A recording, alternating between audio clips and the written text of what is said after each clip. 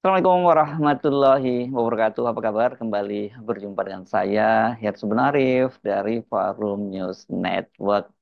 Kampung Babakan Baru, Desa Bojong Kembar, Cikembar, Kabupaten Sukabumi, yang biasanya hiruk pikuk dengan kegiatan warga yang berjoget, bahkan hampir sepanjang hari itu, sekarang tiba-tiba saja menjadi sepi gitu. Banyak rumah-rumah yang ditutup dan kemudian ketika ada warga atau orang asing yang datang, termasuk para wartawan, mereka mencuriga gitu ya. Ini karena dampak dari penahanan Gunawan Satbor. Ini merupakan seorang inisiator atau seorang konten kreator joget Satbor yang membuat kampung ini kemudian dikenal sebagai kampung TikTok gitu karena semua warganya itu sekarang terlibat dalam aktivitas joget dan itu dilakukan secara live setiap hari. Nah, sejak Gunawan itu ditangkap oleh polisi karena dia dituding ikut mempromosikan situs judi online, mendadak kegiatan itu ya jadi sepi karena selain mereka takut juga bisa ditangkap seperti Gunawan, juga ini inisiator dari kegiatan atau inisiator dan organisator dari kegiatan itu Gunawan sekarang ada di tahanan kepolisian. Tapi ini menariknya nih saya lihat di media sosial, rupanya kendati dia berada di tahanan Polres Sukabumi, aktivitas jogetnya itu tidak berhenti. Di ruang tahanan beredar video Gunawan bersama dengan seorang rekannya yang mengenakan pakaian tahanan itu tetap melakukan joget ayam patok. Tapi saya kira ini pasti bukan live, tapi ini untuk menghibur teman-temannya yang berada dalam sama-sama ditahan di Polres Sukabumi dan saya membaca di media sosial diberi judul The Last Dance, gitu sebutnya. Last Dance itu apakah ini berarti akhirnya karir dari Gunawan, penjahit keliling yang tiba-tiba sekarang menjadi selebriti TikTok itu harus berakhir karena dia tidak secara sengaja katanya itu mempromosikan situs judi online yang menyawer kegiatan dia ketika dia sedang melakukan live. Padahal ini dengan karir yang baru ini ya, lepas dari pro kontranya, karena ini semua warga misalnya terlibat dalam joget sepanjang hari begitu, dan melupakan pekerjaan-pekerjaan mereka sehari-hari sebagai pedagang maupun sebagai petani. Bagaimanapun juga ini Gunawan itu dia bisa menyediakan lapangan kerjaan baru bagi warga kampungnya. Yang ini kan terkenal sekali dengan tagline beras habis, ya live solusinya. Dari hasil nyawernya bersama warga yang bisa dilakukan berjam-jam bahkan sepanjang hari itu dapur mereka sekarang ngebul gitu. Semula ketika dia joget sendirian, pengakuan dari Gunawan ini dia bisa mendapat penghasilan harian sampai 400.000. Tapi sekarang setelah melibatkan rame-rame warga kampung itu bisa mendapatkan sampai 4 juta dan dari joget rame-rame itu dia kemudian memperoleh manajemen fee gitu ya. Biar keren kita menyebutnya 20% dan sisanya dibagi-bagi dengan warga. Penangkapan Gunawan ini adalah langkah proaktif dari kepolisian sampai polisi-polisi di tingkat daerah menyusul instruksi dari Presiden Prabowo yang menyatakan ingin memberantas judol karena kata dia judol itu dampaknya menyengsarakan masyarakat terutama mereka kelas bawah. Memang kalau kita perhatikan data dari PPATK misalnya omset dari judol itu luar biasa besar ya tanpa intervensi dari aparat penegak hukum itu bisa sampai 1.000 triliun omsetnya per tahun di seluruh Indonesia. Sementara setelah dia dilakukan intervensi dari Satgas Pemberantasan Judol itu tetap saja tinggi omsetnya satu tahun itu mencapai 404 triliun. Jadi ya memang wajar kalau kemudian ini harus diberantas judol ini karena menyengsarakan masyarakat, menyengsarakan kehidupan rakyat yang sudah berat makin berat karena data-data menunjukkan bahwa ada yang sampai rata-rata itu menggunakan 70% dari biaya hariannya itu untuk judol.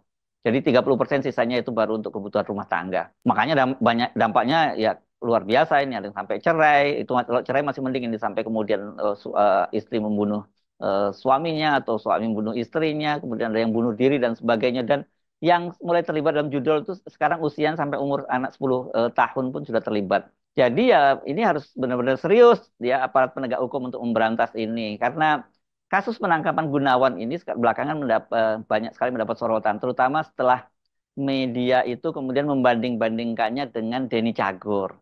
Ini pelawak yang kini menjadi anggota DPR RI dari fraksi PDIP.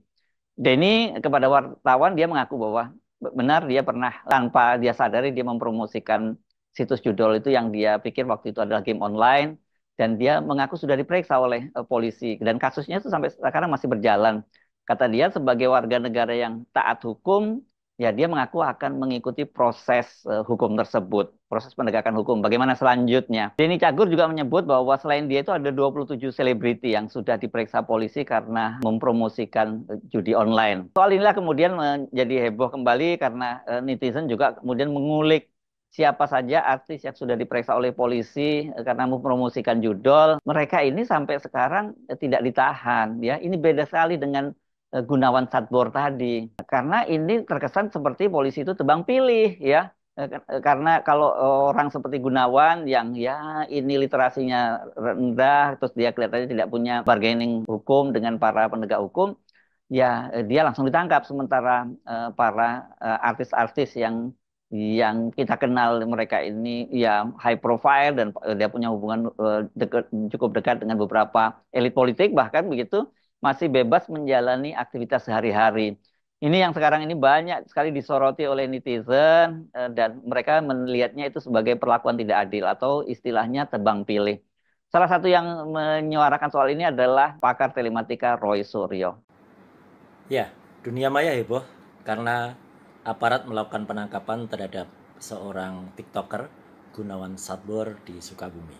Ya, memang apa yang dilakukan oleh Gunawan Satbor atau Saudara Bor yang melakukan gerakan patok ayam itu memang ada deliknya. Jadi artinya karena dia memang bisa dikaitkan dengan promosi terhadap judul atau judi online. Meskipun dia sudah mengklarifikasi bahwa itu adalah akun-akun yang masuk, tapi memang kalau istilahnya teman-teman sekarang ya bermain di tepi jurang semacam ini memang berbahaya. Jadi menurut saya memang sebaiknya dihindari kalau ada hal-hal yang bisa mempromosikan hal yang terlarang. Tapi saya sendiri berpendapat sebaiknya aparat juga tegas ya. Hanya tegas itu apa? Jangan hanya tajam ke bawah tapi tumpul ke atas. Banyak artis-artis papan atas lain ya, sebut saja NM atau WG, itu jelas-jelas malah mempromosikan judi online. Ya, itu yang harusnya ditangkap duluan ya, bukan yang rakyat kecil atau TikToker kecil kayak gini ya. Apalagi ini sebelumnya sudah sempat membikin ya apa ya, meriah atau sejahtera apa kampungnya ya. Dan yang paling penting adalah menurut saya apa?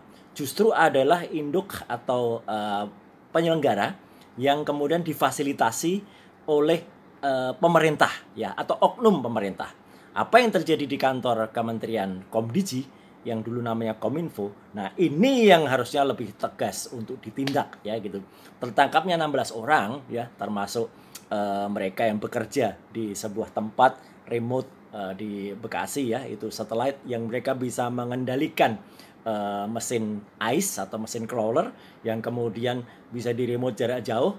Ini memang justru harus di tangani atau harus diperhatikan kalau perlu. Ada pejabat tinggi yang waktu itu berada yang sekarang sudah pindah ya. Jadi sekali lagi buat Gunawan Satbor memang ya ini resiko yang harus dihadapi karena bermain-main dengan hal-hal yang memang bersentuhan dengan hukum, tapi sebaiknya semua harus ditindak, terutama yang besar-besar atau ikan besar. Presiden bahwa mengatakan bahwa ikan itu kalau yang busuk itu mulai dari kepalanya. Nah, maka kalau kepalanya yang dulu mengepalai kantor yang sekarang jadi Komdiji itu memang terlibat, ya polisi harus tegas menindak dia. Nah, siapa saja para artis ini, media itu rame-rame membuat daftarnya dan kemudian website judulnya apa saja yang mereka promosikan. Bahkan ini sampai ada yang membuat grafisnya. Ini saya membaca misalnya di Pikiran Rakyat. Ada lengkap data 28 artis yang dimaksud. Bahkan ini Kaltim Post, media Kaltim Post, ini seingat saya milik Jawa Post Group, apakah masih atau tidak sekarang, itu juga membuat bagannya secara lengkap. Nah, saya bacakan saja siapa saja mereka ya, para artis ini yang mempromosikan situs judol dan situs apa yang mereka promosikan. Tapi perlu dicatat bahwa sampai sekarang belum ada satupun dari mereka yang ditahan. Ini selain Gunawan Satpur tadi. Ini misalnya ada nama Chelsea Veronica. Ini saya nggak tahu ini artis atau apa. Saya mohon maaf ya kalau saya tidak begitu paham kan sekarang artis atau influencer atau selebgram kan itu sama-sama terkenalnya gitu ya. Dia mempromosikan Jaya Bed. Kemudian Tias Mirasih. Ini saya kira ini seorang artis yang cukup terkenal. Dia mempromosikan RGO Togel. Itu pada tahun peristiwanya malah udah lama ini pada tahun 2017 ya. RGO itu bukan Rocky Gerung official ya. Yang ketiga, Saskia Gotik itu mempromosikan Jelas Poker pada Februari 2017. Nikita Mirzani mempromosikan Jaya Bet pada Mei 2017. Kemudian Amanda Manopo mempromosikan Jaya Bet pada Juni 2017. Jadi ini tahun 2017 semua ya, kasusnya sudah sangat lama ya. Apakah karena mereka tidak ditahan karena waktu itu mereka mengaku bahwa mereka tidak tahu dan itu menganggap bahwa itu bukan judi online tapi game gitu. Dan belum ada instruksi yang cukup jelas dari presiden karena 2017 itu pada waktu itu masih Presiden Jokowi ya. Selanjutnya ada Cupita. Ini mempromosikan Jaya Poker pada Desember 2020. Nah, Denny Cagur, ini yang tadi kita sebut paling awal, dia mempromosikan Agen 138 pada Desember 2020. Dan kemudian ada Jessica Iskandar, ini nomor 9, yakni dia mempromosikan WYM Bet pada Desember 2020. Kemudian 10 Vicky Prasetyo mempromosikan Sakti 123 pada Desember 2020. Wulan Guritno mempromosikan Sakti 123 dan Lumbung 88 pada Desember 2020. Jadi ini klaster tahun 2020, kalau tadi ada klaster tahun 2017. Nah, ini berikutnya ada klaster tahun berikutnya. Ini tahun 2021. Ini penyanyi Ari Lasso. Dia mempromosikan Agen 138 pada Januari 2021. Arif Muhammad ini mempromosikan Agen 138 pada Januari 2021. Dan Boy William mempromosikan Agen 138 pada Januari 2021. Dan juga kemudian Gea Yubi mempromosikan Daya Togel pada Februari 2021. Dan Karlina Oktariani promosikan DJ Togel pada Februari 2021. Jadi ini klaster 2021 bulan Januari dan Februari. Nah, berikutnya nomor 17 ada Ayu Ting Ting mempromosikan Mewah Bet pada Mei 2021. Angela Lee promosi koin 138 pada Juli 2021. Penyanyi ini ya, Charlie Van Houten mempromosikan koin 138 pada Juli 2021. Sule mempromosikan receh 88 pada Juli 2021. 21 Onadio Leonardo mempromosikan Indo Genting pada Oktober 2021. Hana Hanifah mempromosikan Big Win 138 pada Juni 2022. Kemudian ada Dewi Persik promosikan Indo Genting pada Oktober 2022. Diana D mempromosikan Indo Genting pada Oktober 2022. Yonglek itu mempromosikan Indo Genting pada Oktober 2022. Dinar Kandi mempromosikan Indo Genting pada Maret 2023. Yuki Kato juga di situ berada nomor 27 tapi nggak disebutkan apa yang dipromosikan. Dan kemudian ada YouTuber Kata Bizer promosi judi online di luar negeri. Jadi kalau kita lihat ini para artis dan influencer banyak sekali sebenarnya yang mempromosikan akun atau mempromosikan situs judi online ini. Dan itu terentang mulai tahun 2017 sampai tahun 2022. Tapi sampai sekarang memang mereka pernah diperiksa polisi, tapi statusnya apa itu yang sampai sekarang belum jelas. Beda sekali dengan Gunawan Satbor itu yang kemudian menyatakan bahwa dia sendiri juga tidak tahu menahu karena kata dia ini kan ada yang nyawer ketika dia melakukan live di TikTok dan kemudian katanya dari saweran inilah para TikTokers itu mendapatkan uangnya ya itu berupa gift. Saya juga nggak begitu paham nih soal ini karena saya juga jarang sekali nonton TikTok gitu. Tapi yang jelas bahwa dia dinyatakan oleh polisi mempromosikan situs judi online, tapi pengakuan dia sendiri dalam klarifikasi menyatakan dia sebenarnya tidak tahu menahu dan dia hanya mengaku itu sebagai sebuah keteledoran. Ini kan beda misalnya kalau sengaja kerjasama kemudian dan dia menyebutkan soal situs dan mempromosikan situs judi online itu. Saya kira ini ya, yang terjadi yang membuat Gunawan ini apes gitu. Karena dia mempromosikan itu tidak lama setelah Presiden Prabowo memerintahkan jajarannya untuk memberantas judi online. Ya, jadilah dia jadi korban. Itu kalau kita mau berpikir positifnya, tapi ada yang mencurigai. Ini kok beda perlakuan? Kenapa dengan para artis-artis yang lebih terkenal, selebritis itu tidak ada tindakan sekeras terhadap Gunawan Satbor? Karena Gunawan Satbor ini saya kira ini sangat serius karena ini dia kan hidupnya sehari-hari itu dari situ dan kabarnya sih dia katanya sedang membangun rumah baru gitu ya. Kalau ini kemudian dia ditahan, kita tidak tahu nanti apakah ini prosesnya akan berlanjut ke pengadilan dan berapa tahun dia dijatuhi hukuman. ini pasti akan berdampak pada masa depan kehidupan dan perekonomian keluarga dari Gunawan Sastro.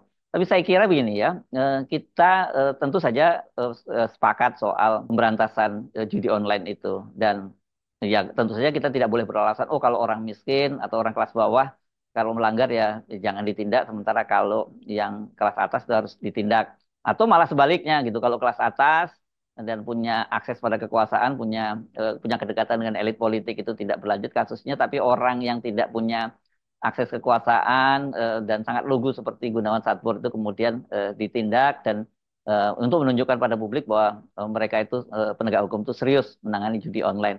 Saya kira nggak harus seperti itu. Yang jelas bahwa siapapun yang terlibat dalam kasus judi online, ya dia harus ditindak secara hukum dan itu tidak boleh tebang pilih. Semua diperlakukan sama.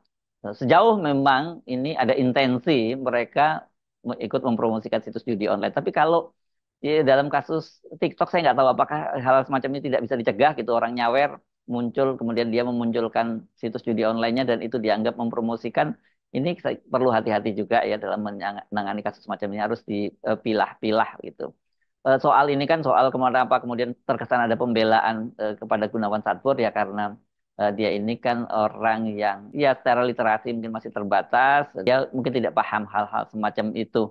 Jadi banyak kemudian membela karena ada perlakuan yang berbeda. Mungkin kalau perlakuannya sama, ya orang akan menganggap ya apakah itu artis 28 orang tadi, apakah Gunawan Sastro ketika mereka mempromosikan kedapatan mempromosikan judi online ya semuanya harus disikat. Saya sebenarnya dari Forum News Network. Sampai jumpa lagi. Wassalamualaikum warahmatullahi wabarakatuh.